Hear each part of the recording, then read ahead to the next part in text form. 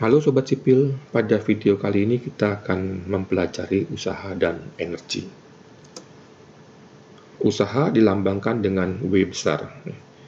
Usaha yang dilakukan pada sebuah benda oleh suatu gaya tetap, tetap ini dalam besarnya dan arah, didefinisikan sebagai perkalian antara besarnya pergeseran, S, dengan komponen gaya yang sejajar dengan pergeseran tersebut.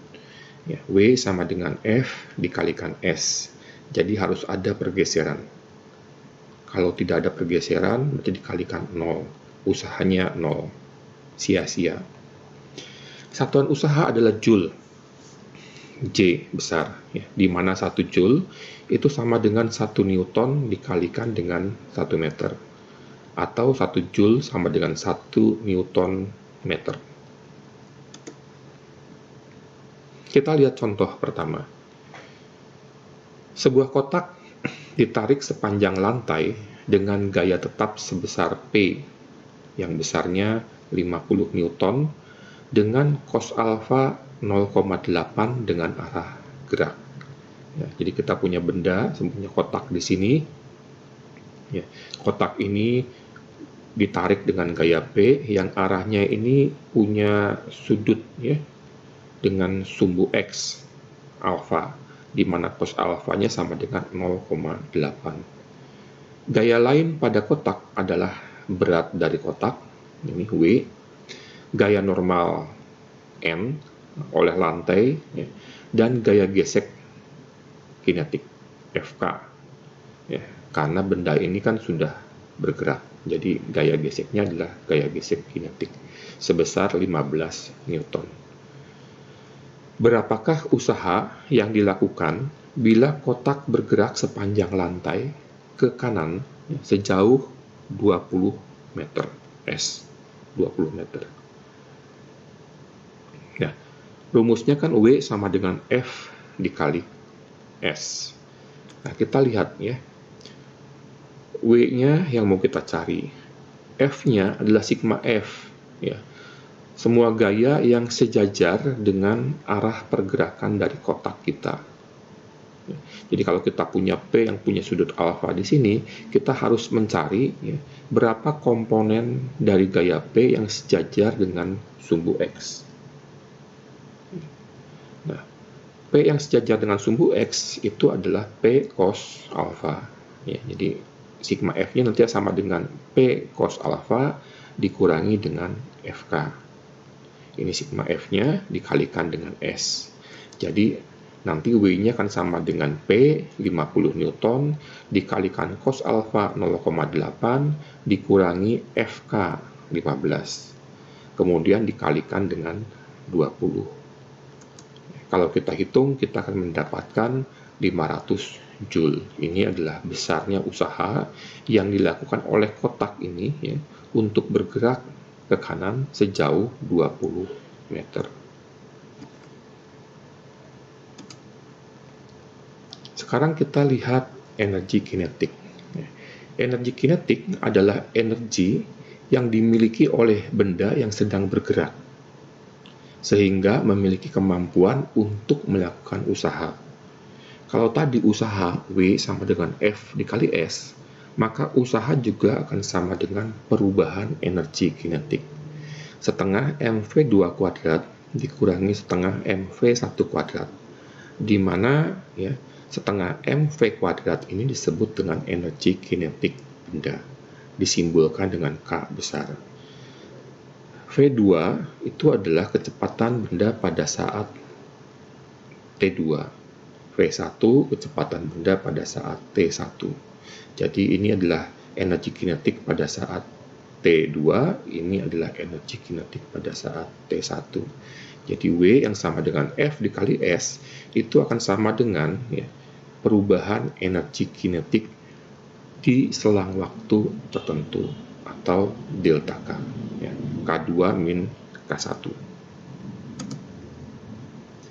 Kita lihat contoh.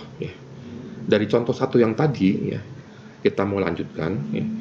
Hitunglah perubahan energi kinetik jika kecepatan awal kotak adalah 4 meter per second. dan massa kotak adalah 10 kg. Nah, kita coba hitung ya. Kita harus menghitung terlebih dahulu berapa energi kinetik mula-mula. K1-nya berapa pada saat kotak ini bergerak dengan kecepatan V1 4 meter per second. Energi kinetik mula-mula K1 itu akan sama dengan setengah dikali M dikalikan V1 pangkat 2. Setengah dikalikan M-nya 10, V1-nya 4 pangkat 2. Kalau dihitung kita akan mendapatkan sama dengan 80 Joule. Nah, sekarang berapa kecepatan pada saat benda itu sudah bergerak sejauh 20 meter? Nah, untuk mengetahui berapa kecepatan dari benda ini setelah menempuh jarak 20 meter, kita harus mencari terlebih dahulu berapa percepatan dari benda. Nah, untuk menghitung berapa percepatan dari benda, ya, kita bisa menggunakan dinamika yang pernah kita pelajari di video sebelumnya, menggunakan hukum Newton kedua, bahwa F itu sama dengan M dikali A. Jadi sekarang kalau kita mau mencari A itu akan sama dengan F dibagi M. F-nya berapa? Ini ya. Gaya P kita cari yang sejajar dengan sumbu X. Ya. Tadi di contoh pertama P-nya adalah 50, ada cos alfa 0,8. Jadi 50 dikali 0,8 dikurangi dengan gaya gesek kinetiknya. Ini adalah sigma F-nya. Dibagi M. M-nya 10 kg. Kita dapatkan percepatannya sama dengan 2,5 meter per second kuadrat. Nah, setelah kita mendapatkan percepatannya, kita bisa menghitung berapa kecepatan dari kotak ini setelah menempuh jarak 20 meter. Kita bisa menggunakan rumus ini, ya. V2 kuadrat sama dengan V1 kuadrat ditambah 2 dikali A dikalikan S. Kita ingat ini rumus-rumus gerak kita ya. Kalau di video-video sebelumnya kan rumusnya itu adalah V kuadrat sama dengan V0 kuadrat ditambah 2 dikali G dikalikan X min X0 ya. Cuma di sini kita ubah sedikit ya. V2 kuadrat sama dengan V1 kuadrat ditambah 2 dikali A dikalikan S. S ini adalah X min X0.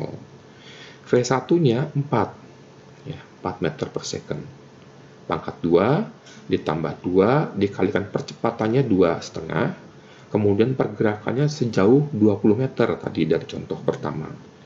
Kita akan mendapatkan V2 kuadratnya sama dengan 116 meter pangkat 2 per second pangkat 2. Nah, setelah kita mendapatkan ini, kita bisa menghitung berapa energi kinetik 2-nya, K2-nya. K2-nya sama dengan setengah MV2 kuadrat. Setengah dikalikan 10, MV2 kuadratnya adalah 116. Ya, MV2 kuadrat. Kita belum akarkan tadi, belum mencari V2-nya. Ya, kalau V2-nya berarti akar dari ini. Yang kita butuhkan adalah V2 pangkat 2. Masih tetap 116. K2-nya kita dapatkan sama dengan 580 Joule. Perubahan energinya, delta K, akan sama dengan K2 min K1. K2-nya sama dengan 580, K1-nya sama dengan 80. 580 min 80 sama dengan 500 Joule. Hasilnya sama ya, dengan yang kita dapatkan pada contoh 1 tadi. Sekarang kita coba lihat energi potensial gravitasi. Energi potensial gravitasi adalah energi yang berhubungan dengan berat dan ketinggian suatu benda relatif terhadap tanah. Nah, perubahan energi potensial gravitasi juga adalah sama dengan usaha. Jadi W yang sama dengan F dikali S itu sama dengan perubahan energi potensial gravitasi. MGY ini adalah energi potensial gravitasi. Y2 ya pada saat T2, Y1 pada saat T1. Dilambangkan dengan U besar. Jadi W usaha sama dengan F dikali S sama dengan perubahan energi potensial gravitasi. U2 min U1. Kita lihat contoh ya. Sebuah mobil yang masanya 1000 kg bergerak dari titik A ke titik B ke titik C. Titik B ini punya ketinggian 10 meter di atas titik A, dan titik C ini punya kedalaman 15 meter dari titik A. Berapakah energi potensial gravitasinya di titik B dan C relatif terhadap titik A? Pertanyaan A ya. Kemudian yang B, berapakah perubahan energi potensial dari titik B ke titik C?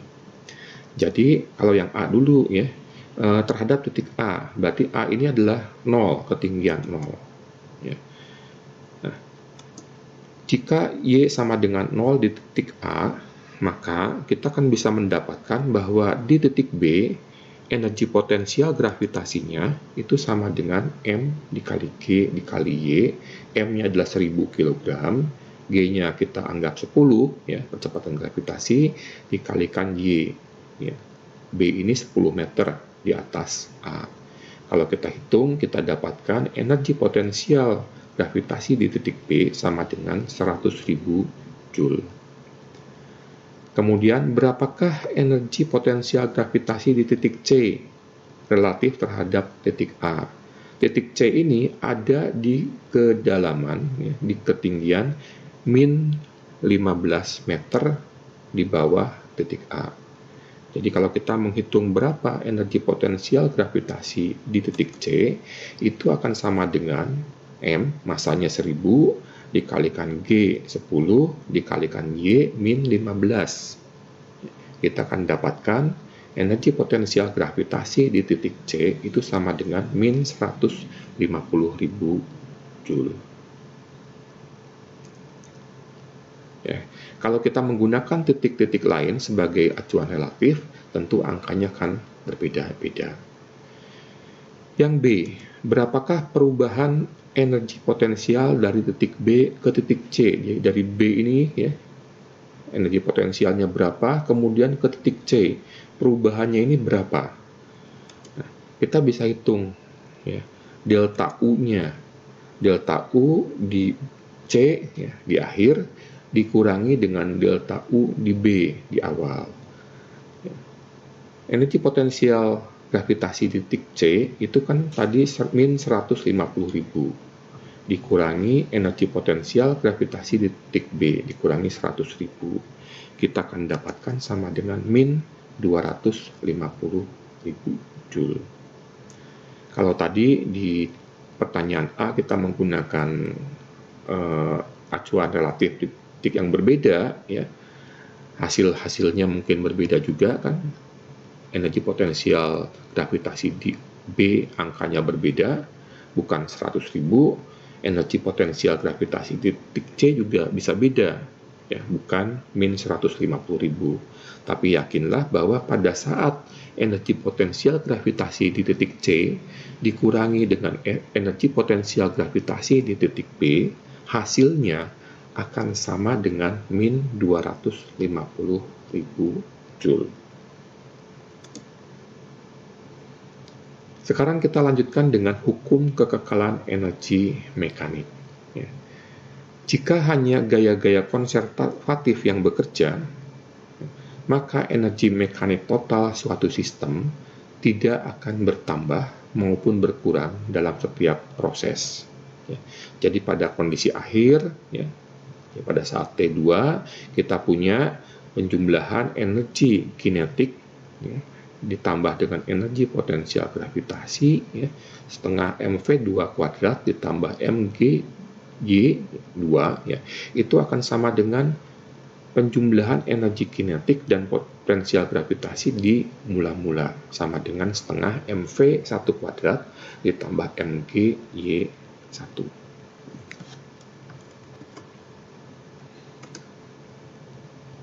Kita lihat contoh sekarang ya. Sebuah benda mula-mula dari titik 1 ya, meluncur ke bawah sepanjang lintasan lengkung yang merupakan kuadran suatu lingkaran ya, dengan jari-jari 1 meter. Jadi dari titik di sini ke sini ya, ini jari-jarinya 1 meter. Jadi ketinggian mula-mula titik 1 ini dengan titik 2 ini 1 meter jari-jarinya. Bila benda mulai dari keadaan diam dan tidak ada gesekan antara benda dengan bidang geraknya di sini, hitunglah kecepatannya saat benda ada di dasar lintasan. Nah, kita bisa menggunakan hukum kekekalan energi mekanik tadi. Bersamanya kita tulis lagi ya, bahwa energi kinetik pada saat akhir ditambah dengan energi potensial gravitasi di akhir itu sama dengan energi kinetik mula-mula ditambah energi potensial mula-mula. Nah, berapa K2-nya? Ya, K2-nya sama dengan setengah mv2 kuadrat. Ya, kemudian pada titik 2 di sini ya, ketinggiannya kan 0. Artinya energi potensial gravitasinya sama dengan 0. K1-nya ya, pada saat mula-mula kan bendanya ini diam. Ya, berarti K1-nya ini punya V1 sama dengan 0, artinya K1-nya sama dengan 0.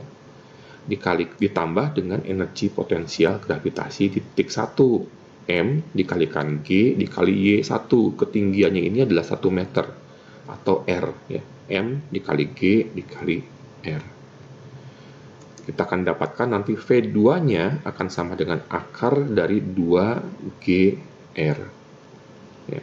Kalau kita masukkan misalnya G-nya sama dengan 10, R-nya sama dengan 1, nanti kita akan dapatkan bahwa V2-nya kecepatan di dasar lintasan ini akan sama dengan plus minus 4,47 meter per second. Kita lihat sekarang contoh 5. Sebuah mobil berada di puncak bukit yang punya ketinggian 40 meter dari dasar lembah di sini. Pertanyaannya adalah pada saat dia bergerak ke bawah ya. Pertanyaan yang pertama, berapa kecepatan mobil di kaki bukit? Di titik terendah di sini berapa? Kemudian setelah kita mendapatkan kecepatannya di kaki bukit, pertanyaan yang B adalah pada ketinggian berapa mobil ini memiliki setengah dari kecepatan di kaki bukit. Jadi setelah kita dapatkan berapa kecepatannya di sini, separuhnya itu berapa? Nah, mobil ini pada saat memiliki kecepatan separuhnya dari kecepatan di kaki bukit, itu ada di ketinggian berapa meter. Nah, kita coba selesaikan yang A dulu. Ya, kita menggunakan hukum kekekalan energi yang tadi. Ya, bahwa setengah mv2 kuadrat ditambah mgy2 sama dengan setengah mv1 kuadrat ditambah mgy1. Kita lihat persamaan kita ya. Setiap suku yang ada di persamaan kita ini mengandung M. M-nya kita bisa hapus. Ya. Sehingga menjadi setengah V2 kuadrat ya. Karena M-nya kita hapus. V2 ini adalah kecepatan mobil ini di kaki bukit ya. Kemudian MY2 ya. Ketinggian kaki bukit ini kita 0 ya. Sehingga menjadi 0. Di puncak bukit mobil ini mulai dari keadaan diam, V1-nya 0, ya, sehingga energi kinetik mula-mulanya sama dengan 0, ditambah dengan G dikali Y1, G-nya 10, Y-nya adalah 40. Dari sini kita bisa mendapatkan bahwa V2-nya atau kecepatan mobil ini di kaki bukit itu akan sama dengan plus minus 28,28 meter per second. Kemudian pertanyaan B, pada ketinggian berapa mobil memiliki setengah dari kecepatan di kaki bukit? Jadi kalau kecepatan di kaki bukit ini 28,28, setengahnya adalah 14,14 meter per second. Nah, pada saat mobil itu memiliki kecepatan 14,14 meter per second, ketinggiannya berapa dari kaki bukit atau dari puncak bukit ya, terserah kita. Nah, kita hitung ya, masih dengan menggunakan energi hukum kekekalan energi mekanik kita. Setengah mv2 kuadrat ditambah mgy2 ditambah setengah mv1 kuadrat ditambah mgy1. Ya. Nah, sekarang kondisi duanya adalah kecepatan setengah dari kecepatan di kaki bukit. Setengah dikalikan, tadi ini m-nya saya hapus juga ya, 14,14 pangkat 2, separuhnya dari 28,28, ditambah G dikalikan Y2. Jadi kita mau mencari ketinggiannya ini dari kaki bukit ini berapa meter. Ya, mobilnya ini punya kecepatan separuh dari kecepatan di kaki bukit. Ditambah mula-mula mobilnya diam, ya ini 0, ditambah dengan energi potensial gravitasinya 10 dikali 40. Kita akan dapatkan nanti Y2-nya sama dengan 30 meter. Jadi mobil ini punya kecepatan separuh dari kecepatan di kaki bukit, 14,14 meter per second, itu di ketinggian 30 meter dari kaki bukit. Kita sekarang lihat energi potensial yang lain. Ada energi potensial elastik. Energi potensial elastik adalah energi yang berhubungan dengan benda yang terdeformasi. Dan setelah terdeformasi, benda tersebut akan kembali ke bentuk dan ukuran semula. Misalnya pegas. Ya. Nah, ini juga sama ya. Perubahan energi potensial elastik itu sama dengan usaha, sama dengan F dikali S. Ini adalah energi potensial elastik pada kondisi 2 pada saat T2. Ini adalah energi potensial elastik pada saat T1. Setengah Kx 2 kuadrat dikurangi setengah Kx 1 kuadrat, di mana setengah Kx kuadrat disebut dengan energi potensial elastik. Jadi, kalau kita punya benda seperti ini, ya, kemudian kita tarik dengan gaya P. Nah, pada saat kita tarik dengan gaya P, di sini ada gaya F, ya, yang akan berusaha mengembalikan benda ini kembali ke posisi semula. Besarnya gaya F ini sama dengan K dikali X.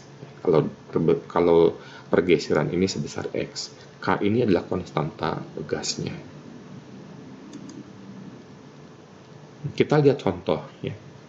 Jika konstanta pegas K sama dengan 24 Newton per meter dan massa benda adalah 4 kg.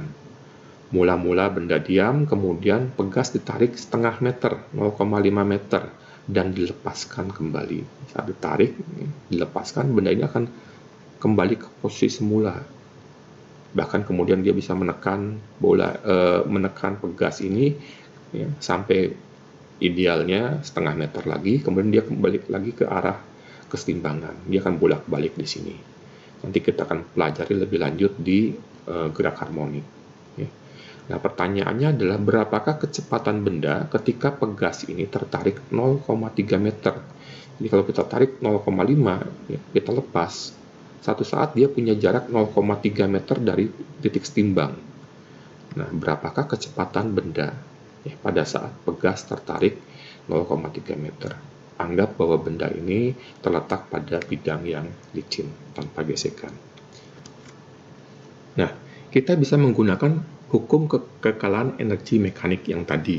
Ya. Kalau sebelumnya energi kinetik ditambah dengan energi potensial gravitasi, sekarang karena ini energi potensialnya adalah energi potensial elastik, ya, maka kita akan mempunyai hukum kekekalan energi mekanik kita seperti ini. Ya. Energi kinetik pada kondisi awal ditambah energi potensial elastik di kondisi awal sama dengan energi kinetik pada kondisi akhir ditambah dengan energi potensial elastik di kondisi akhir. Setengah mv1 kuadrat ditambah setengah kx1 kuadrat sama dengan setengah mv2 kuadrat ditambah setengah kx2 kuadrat. Setengah ya, masanya m4 ya. Pada saat ditarik sejauh 0,5 meter, ya, bendanya diam. Ya, jadi kecepatan satunya 0. Energi kinetik energi potensial elastiknya sama dengan setengah dikalikan konstanta pegasnya 24, ya. Kemudian tadi kan ditarik sejauh 0,5 meter. X1-nya 0,5, pangkat 2. Kemudian ini pada kondisi benda ini tertarik sejauh 0,3 meter. Kita hitung ya, setengah dikalikan M-nya 4 dikalikan V2 kuadrat. Nah, ini yang mau kita cari kan, berapa kecepatan dari benda ini ketika pegasnya tertarik 0,3 meter. Ditambah energi potensial elastiknya setengah dikalikan 24 dikalikan 0,3 pangkat 2. Ini kalau kita selesaikan, kita akan mendapatkan V2-nya itu sama dengan plus minus 0,98 meter per second. Ini adalah kecepatan dari benda ketika pegas itu tertarik sejauh 0,3 meter. Nah, kemudian ada yang disebut dengan daya. Daya didefinisikan sebagai laju usaha yang dilakukan atau laju energi yang ditransformasikan. Simbolnya P. Ya.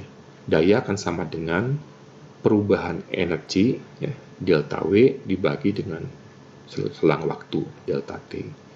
Satuan daya adalah watt, ya, atau W besar, di mana 1 wattnya itu sama dengan 1 joule per second.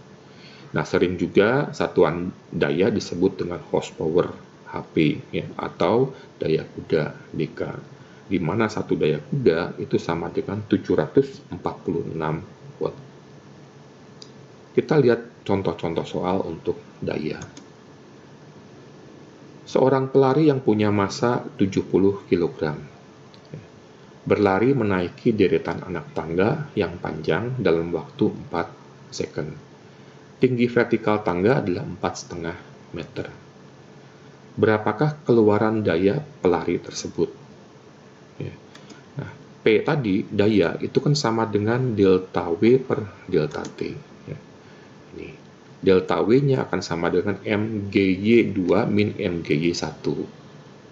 Tapi karena Y1-nya sama dengan 0, ya, kita pakai saja MGY2, ya, di ketinggian 4,5 meter dibagi delta T. Nah, MGY-nya sama dengan M-nya tadi 70 kg, G-nya 10, Y-nya 4,5 meter, selang waktunya 4 second. Ya, kalau kita hitung, nanti kita akan dapatkan sama dengan 787,5 joule per second. Kalau mau dalam watt, ya juga sama ya, 787,5 watt. Kalau mau dalam daya kuda, ya, nanti Sobat Sipil bisa hitung dengan konversi di slide sebelumnya tadi, ya, akan didapatkan sama dengan 1,0558 daya kuda. Kita lihat satu contoh lagi. Sebuah mobil dengan massa 1.500 kg meluncur di atas jalan dengan sudut 30 derajat mengarah ke atas, tanjakan, ya, dengan kecepatan tetap 45 km per jam. Jika gesekan ban dengan jalan diabaikan, tentukan usaha yang dilakukan mesin selama 5 menit.